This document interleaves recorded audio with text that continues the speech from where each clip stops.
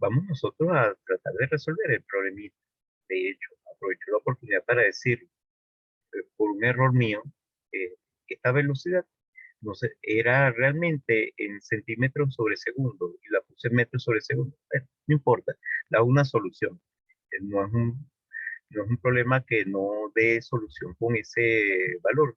Lo que pasa es que los números son un poquito grandes, no como yo los quería, que fuesen mucho más pequeños.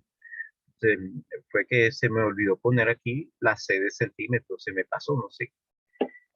Era realmente 1000 raíz de 2 centímetros sobre segundo y le puse 1000 raíz de 2 metros sobre segundo. Eh, Esa es la única cosita que voy a mencionar. Bien, el problema decía así, una carga de valor de 1000 coulombio, es decir, 1 por 10 a la menos 3 coulombio, eso es importante porque hubo quien colocó esa carga a un valor diferente, y de masa m igual raíz de 2 gramos, vean que me estaba hablando que es de masa, por lo tanto esta g no es de aceleración de la gravedad, hubo quien lo confundió. Entonces, una carga de 1000 coulombio y de masa raíz de 2 gramos se mueve en una región donde existe un campo magnético uniforme, cuyo módulo es de 400 newton sobre coulomb y forma un ángulo beta de 45 grados respecto a la horizontal. Vean, aquí estoy estableciendo entonces que esta dirección es la dirección horizontal y perpendicular a la dirección horizontal tenemos la vertical. Respecto a la dirección horizontal, continúa. La carga comienza su movimiento desde el punto A, comienza a moverse aquí, situado sobre el eje Y, el cual tiene una coordenada Y igual a h sub 0, desconocida. Y en ese punto tiene una velocidad cuyo módulo es 1000 raíz de 2 metros sobre segundo. Vamos a resolverlo con los datos que ustedes tenían para que nos den los mismos resultados. Pero como les dije, realmente era centímetros sobre segundo. Un error mío al transcribir. Y forma un ángulo de 135 grados con respecto al eje Y positivo. Aquí están marcados los 135 grados. Observen que podríamos también decir que se forma aquí un ángulo de 45, porque 45 grados más 135 da 180. Por lo tanto, el ángulo que forma la velocidad con el eje Y, pero el eje Y ya no positivo, sino el eje Y negativo, sería de 45 grados. Y eso es importante en la solución del problema. Entonces me dice que al llegar al punto B, donde Y vale 0, la velocidad es horizontal. Al llegar al punto eh, B, donde Y vale 0, la velocidad es horizontal. Vean, velocidad horizontal. Aquí tenemos que notar algo importante. Muchachos, es física general. ¿Se acuerdan que en física general, perdón, física 1? En física 1 ustedes ven lo siguiente, o vimos lo siguiente. Yo el semestre pasado supuestamente estaba dando clase de física 1, que la aceleración apunta hacia la parte cóncava del trayecto. Y también se ve que en el caso de los movimientos con aceleración constante, la forma de los movimientos son dos. O se mueve en una parábola o se mueve en línea recta. Son las dos formas de movimiento con aceleración constante. Aquí vemos que este movimiento va a ser un movimiento con aceleración constante. No hay nada que cambie con el tiempo o con la posición. No hay fuerzas variables. Vean que me dicen que el campo eléctrico es uniforme y la masa también. Por lo tanto, el peso y la fuerza eléctrica van a ser constantes. Eso significa que la aceleración de esta masita va a ser constante. Por lo tanto, la trayectoria es una trayectoria de tipo o parabólica o rectilínea. Pero para que un movimiento sea rectilíneo con aceleración constante, debe cumplirse que en algún momento, que sea uno solo, la velocidad y la aceleración sean paralelos. Y observamos aquí que obviamente la velocidad va a formar este ángulo con respecto a la trayectoria. El, la aceleración va a darnos realmente, cuando hagamos nosotros nuestras operaciones matemáticas, va a darnos que apunta hacia el primer cuadrante. pero esta velocidad apunta hacia el cuarto cuadrante. Acuérdense, este sería el primero, este el segundo, por acá tengo el tercero y por acá tengo el cuarto. Eso significa que la velocidad y la aceleración no son paralelos. El movimiento es un movimiento parabólico. Una vez que nosotros determinamos que el movimiento es un movimiento parabólico, tenemos que acordarnos algo importantísimo, que ustedes ya lo conocen. Déjenme ver si eh, puedo ilustrarlo un poquito. ¿Me aceptarán algunos compañeros? Vean, un movimiento parabólico tiene una forma así, parecida a esto, pero la parábola tiene algo interesantísimo, que es que la parábola está definida por un eje, el eje de la parábola, y resulta ser que en los movimientos parabólicos con aceleración constante, la aceleración es paralela al eje, y eso es sumamente importante. La aceleración en todo movimiento con aceleración constante es paralela al eje del movimiento. Y una vez que uno sabe eso, si nosotros sabemos que la aceleración es paralela al eje del movimiento, eso significa que si, tal como vamos a determinar luego, la aceleración apunta hacia algún lugar del primer cuadrante, el valor del eje de la parábola tiene que apuntar en esa dirección. De hecho, yo preparé una hojita de cálculo de Excel para ver eso. Esta hojita de cálculo, de hecho, ustedes tienen acceso a ella. Yo se las coloqué hace algún tiempo. Muchachos, por favor, úsenla. Nadie me ha preguntado sobre esa hojita de cálculo. Por lo tanto, eh, tal vez nadie la haya visto, porque tiene una cosita por allí que hay que aclarar de su uso y nadie me ha preguntado cómo usarla. Eso me hace pensar que ninguno ha visto la hoja de cálculo y está en una página que está en Canva. Por favor, revisen Canva siempre. Allí hay una página que dice cómo resolver problemas de movimiento con aceleración constante en este tipo de problemas. Movimientos donde nosotros vamos a tener que una de las fuerzas es la fuerza eléctrica. Hay una hojita, o mejor dicho, una página de Canvas que nos indica eso. Esta hoja de cálculo que yo coloqué en Canvas tiene unos datos. Me pide la aceleración en cada eje, el eje X, el eje Y, todo está en metros sobre segundo, la velocidad en cada eje, componente de velocidad en el eje X, el eje Y. Además, me dice que le puedo dar la coordenada de la posición inicial. Por ejemplo, podría ponerle una coordenada de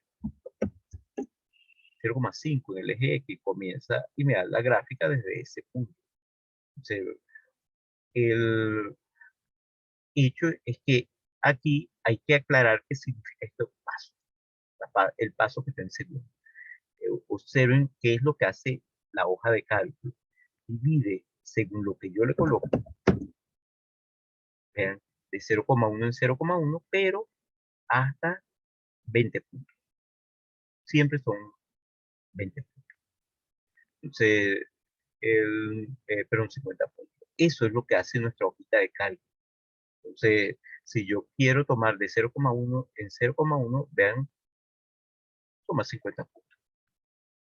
Si lo tomo de 0,2 en 0,2, nuevamente 50 puntos. Aquí, en este problema, lo que ocurre es que debido a las características de la aceleración, una aceleración muy grande en los distintos ejes, nos va a quedar algo difícil de visualizar. Vean que se parece una línea recta, pero no es una línea recta. Si nosotros ponemos puntos más cercanos, podemos notar que realmente no es una línea recta. Parece ser una línea recta, pero no es una línea recta. No es una línea recta. Una línea, como dije, una parábola. Si coloco la velocidad paralela a la aceleración, por ejemplo, si coloco aquí 200, pero 200 negativo,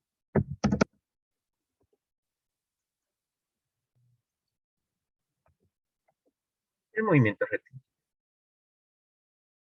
Porque cuando la velocidad es paralela a la aceleración, el movimiento es rectilíneo. Eso es algo que uno conoce de física general.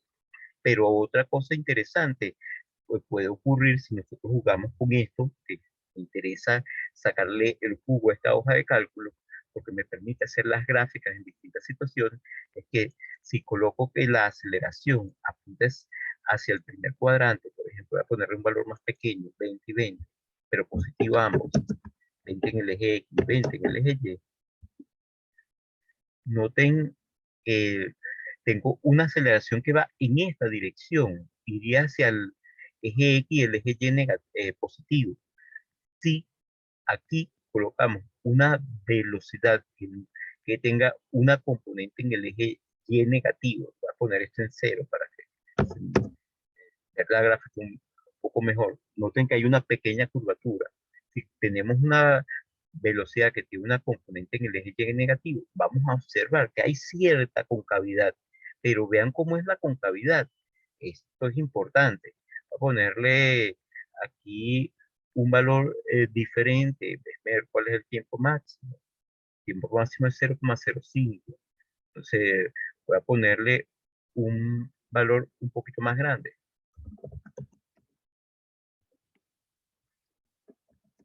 Para que se vea algo. Noten que la concavidad me quedó hacia allá, es decir, abre en esta dirección. ¿Por qué? Porque la aceleración siempre apunta hacia la parte cóncava del trayecto. Si hubiésemos puesto una aceleración que hubiese tenido componentes negativas, ambas negativas,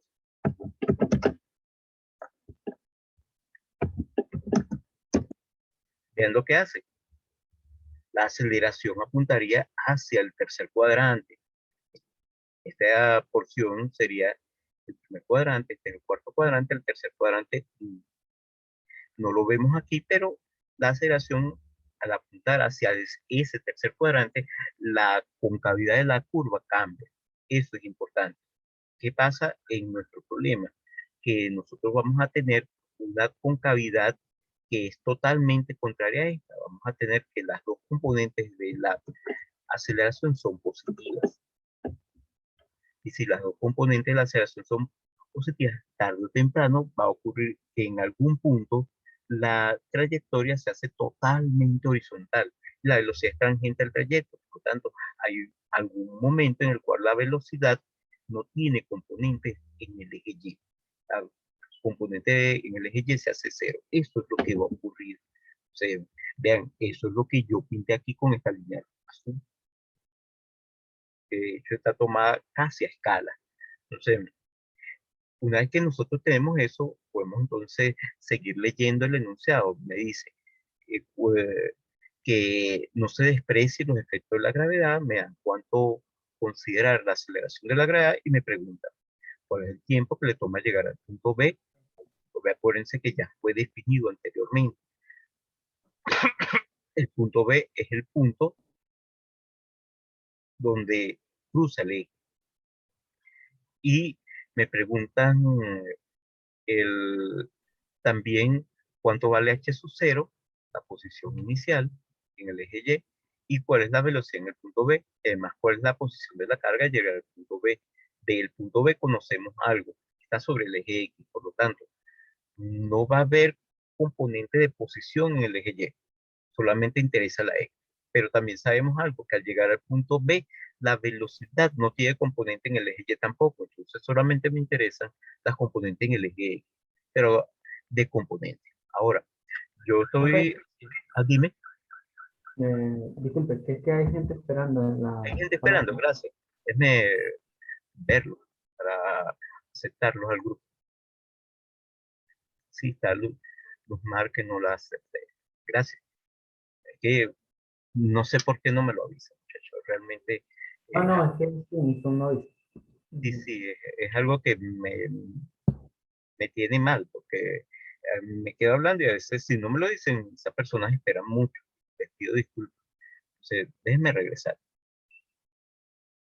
Entonces, ven, estaba por mencionar lo siguiente, que yo puse unas cositas en este documento que lo voy a compartir con ustedes, que se los voy a enviar, eh, que son sumamente importantes. Eh, Aquí estoy refrescando algo, muchachos. Nosotros tenemos un movimiento con aceleración constante o un movimiento donde hay una carga que se está moviendo en el espacio, en un lugar donde hay algo que está influyendo sobre ella. En este caso, lo que influye sobre ella son la Tierra, el planeta Tierra, y también el campo eléctrico.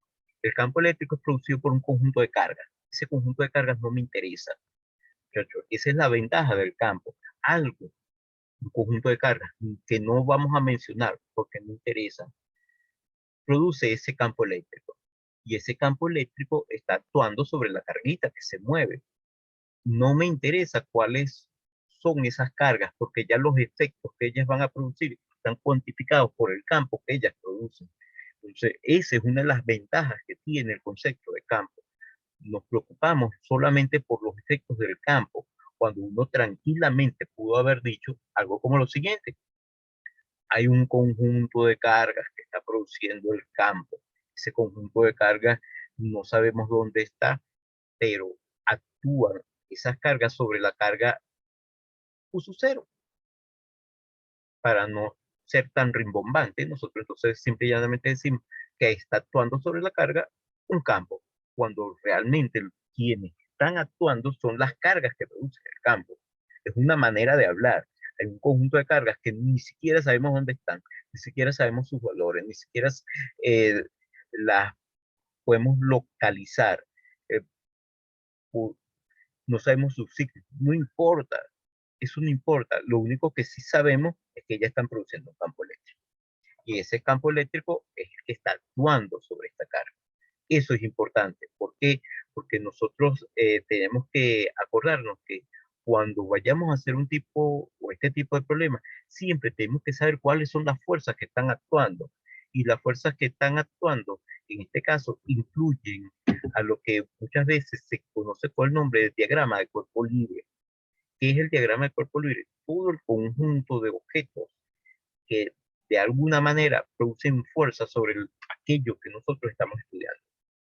Ese conjunto de objetos no nos va a interesar sino las fuerzas que ellos utilizan, que ellos aplican. Es decir, de ese conjunto de objetos que hay en el universo, nosotros nos estamos quedando con aquellos que ejercen alguna interacción importante a la hora de estudiar el comportamiento del movimiento de la carguita que estamos estudiando. En este caso, la carga puso cero. Pero eso es exactamente lo mismo que uno hace en física uno, muchachos, es lo mismo. En física uno, ¿qué hacía uno? Un diagrama de cuerpo libre.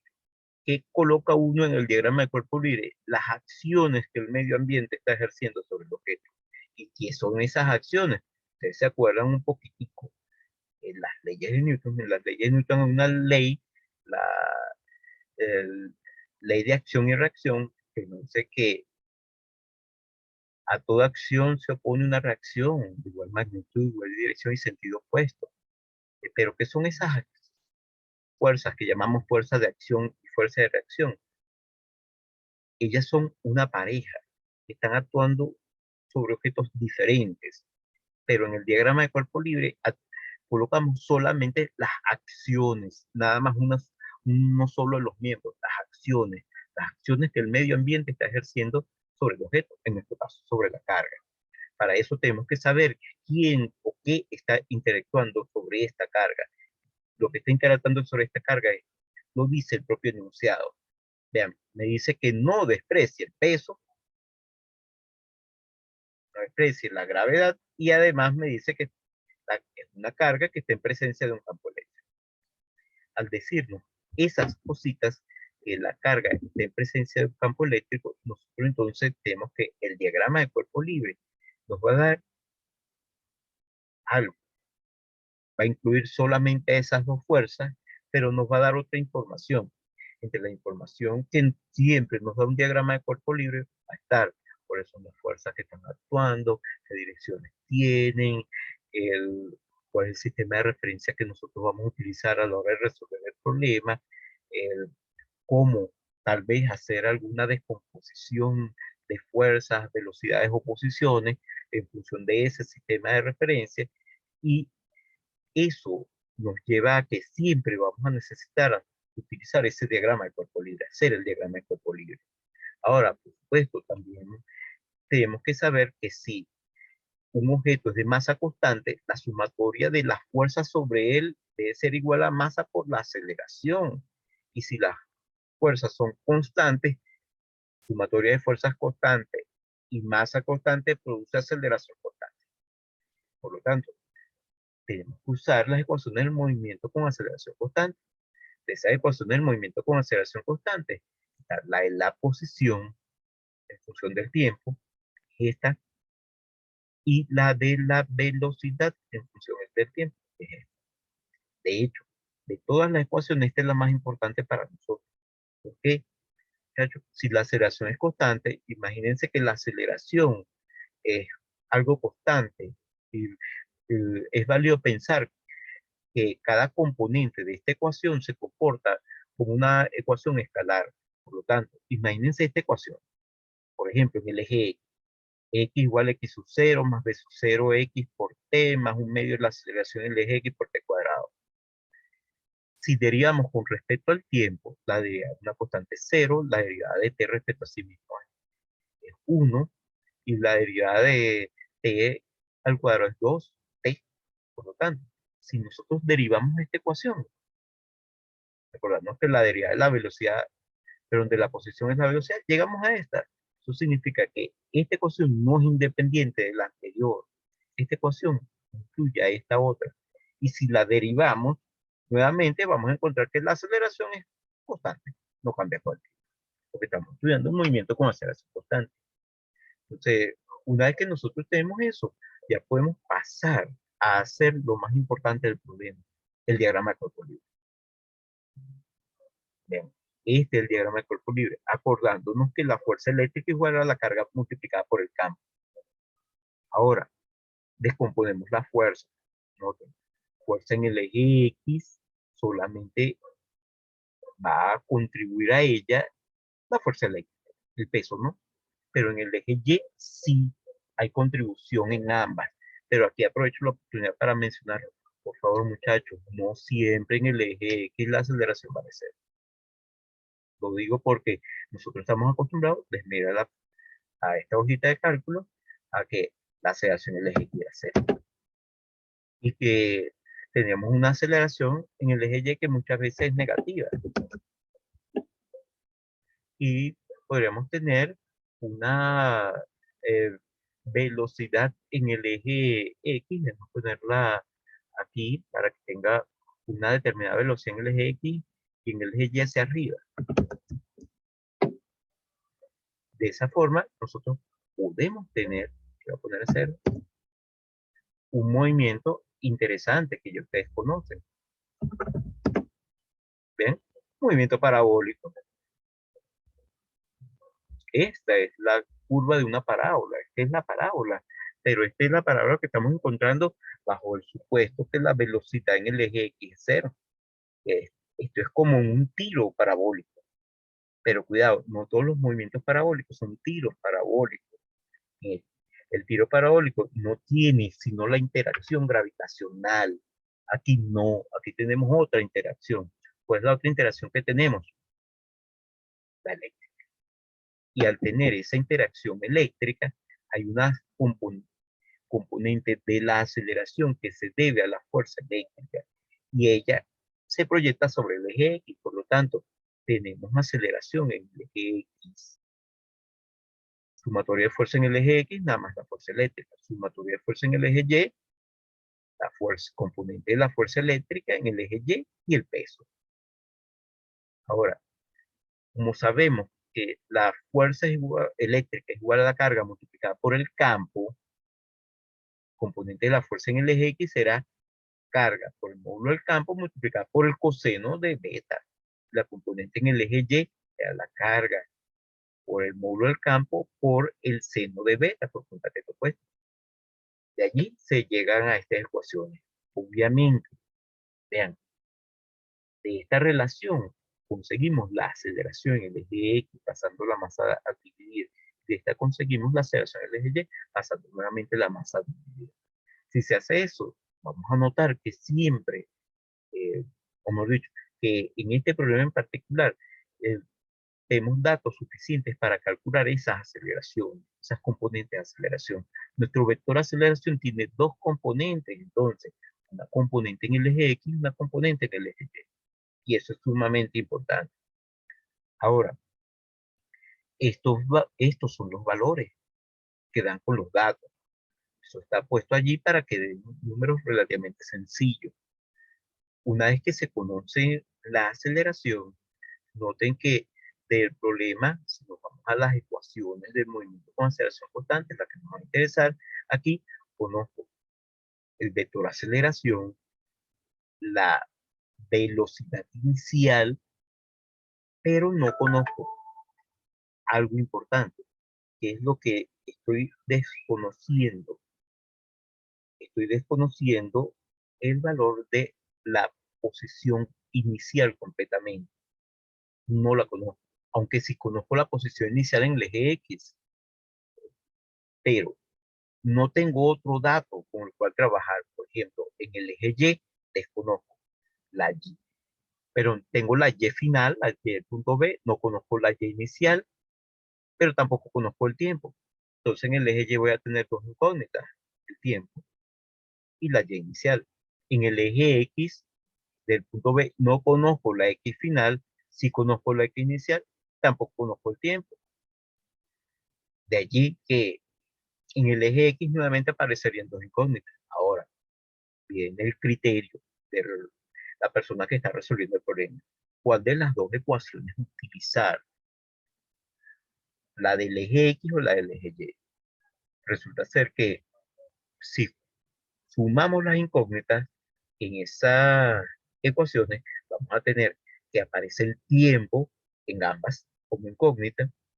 En una de ellas aparece adicionalmente a esa incógnita el tiempo, que le toma ir desde el punto inicial hasta el punto B, aparece la incógnita de la posición final del eje X, y en la otra va a aparecer la posición inicial en el eje Y. Por lo tanto, uno tiene que fijarse, lo común aquí es el tiempo. Si pudiera encontrar el tiempo de alguna manera, vamos por buen camino, porque podría usar esas ecuaciones para hacer algo. Pero vamos al enunciado. En el enunciado nos dice que hay un dato, que la velocidad es horizontal cuando llega al punto B. Entonces vamos a la ecuación de velocidad.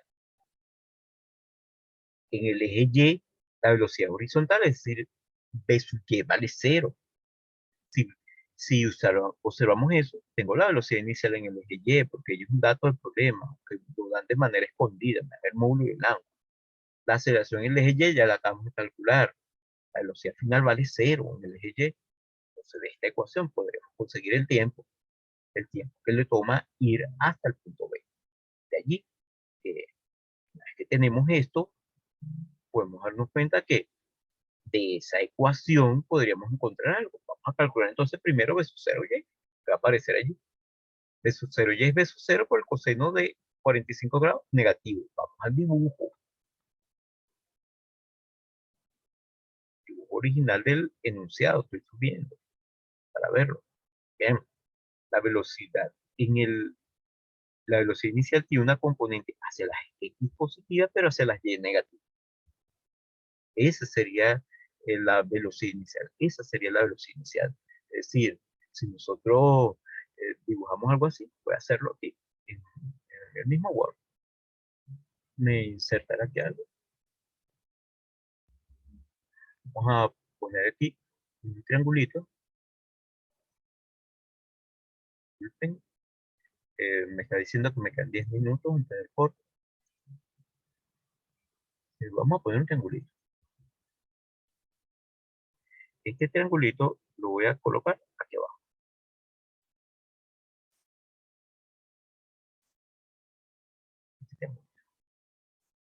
Entonces, si nosotros vemos nuestro triangulito con detalle, vamos a poder ver entonces lo siguiente. Déjenme ponerlo un poco mejor, revoltearlo,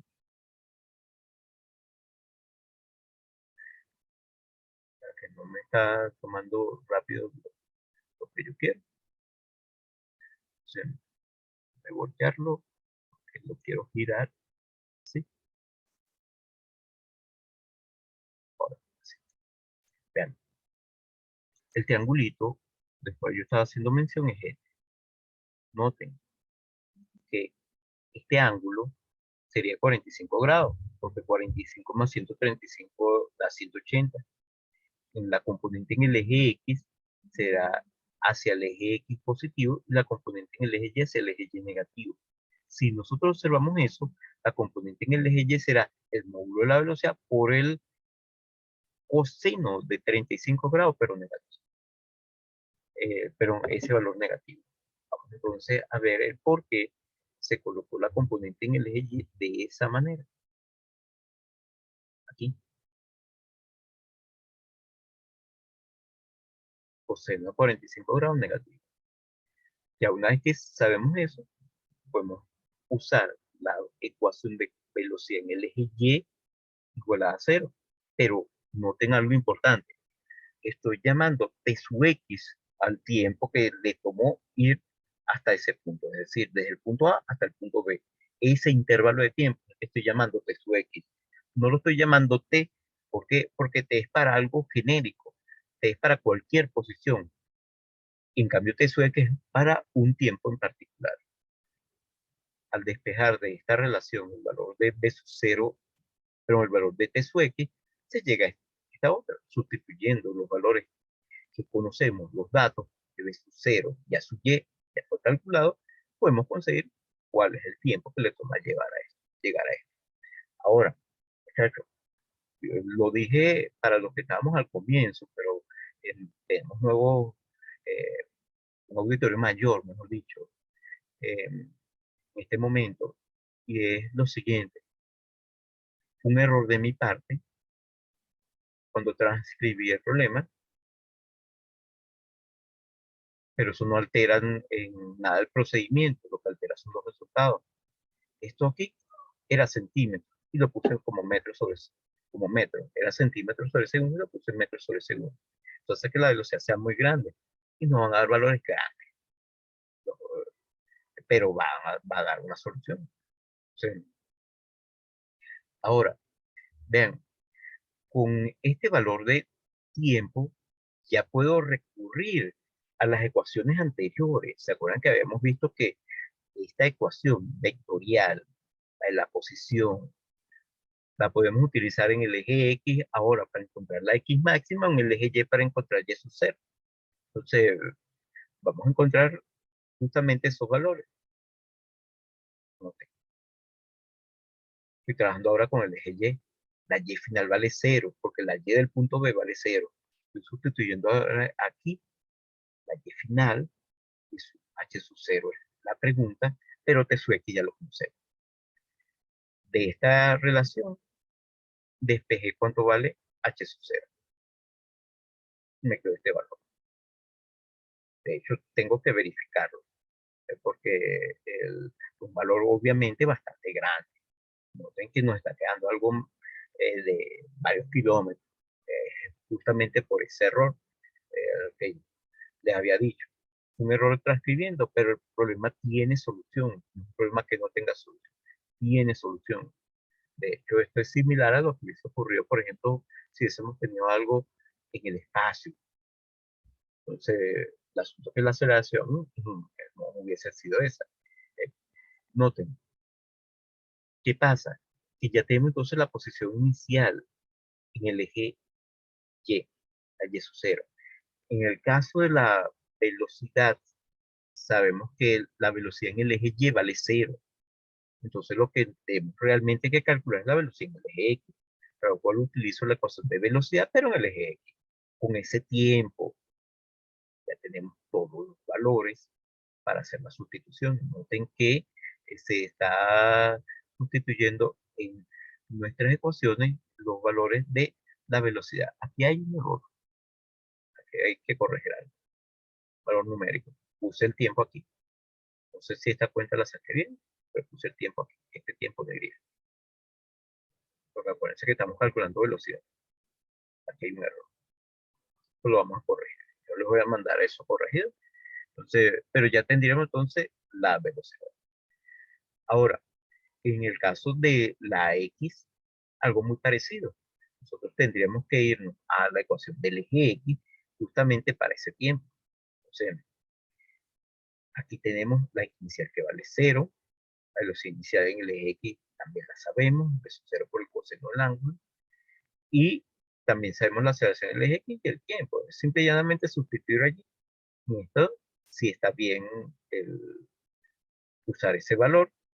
Por lo tanto, aquí estoy totalmente seguro que por lo menos la ecuación es correcta. Aquí tengo que verificar el resultado. Y ya tendremos entonces la posición. Pero noten, por favor, muchachos, se nos pide en el enunciado lo siguiente. Voy a ir hacia el enunciado.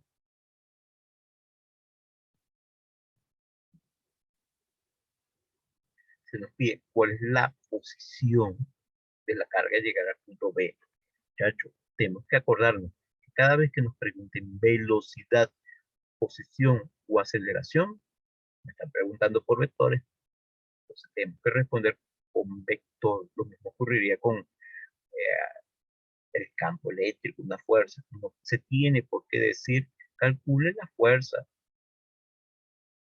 el vector fuerza. No calcula el vector fuerza ya de una vez. Vean que por eso es que aquí estoy colocando como resultados cantidades vectoriales, porque posición y velocidad son vectores. Muchachos, la pregunta de rigor de siempre. ¿Hemos entendido cómo es que se resolvía el problemita?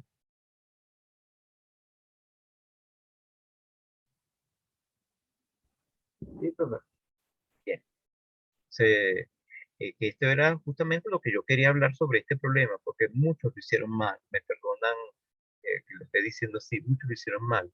Y este problema es muy importante, bastante importante por lo siguiente, porque nos enseña cómo manipular cantidades vectoriales en un movimiento con aceleración constante. Y además de eso, está escondido allí una cantidad de conocimiento de física 1 que a veces lo olvidamos, pero muchachos, acuérdense que nuestra materia de física 2 requiere los conocimientos de física 1.